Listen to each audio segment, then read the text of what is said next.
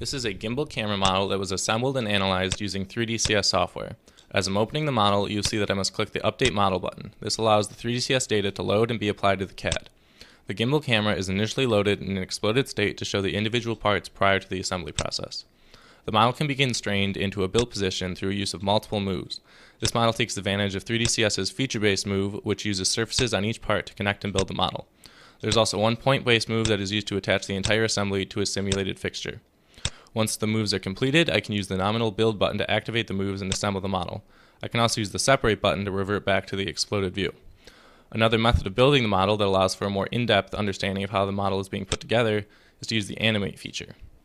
Here you can watch each move being activated one by one, and if you have a problematic build, you can refer to this sequence to see at what point the error occurs.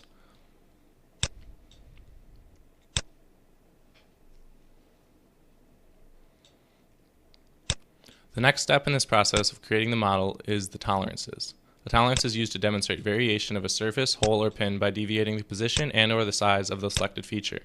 The tolerances can be seen within these parts as well as the rest of the model.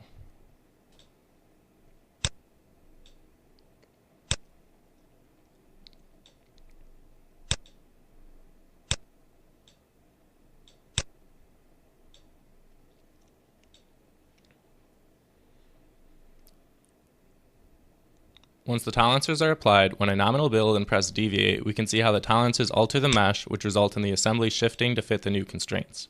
Each deviation is generated randomly within the specified tolerance range. I can also use the sweep button to show a general range of the deviations, which is best seen at the extended point coming from the lens.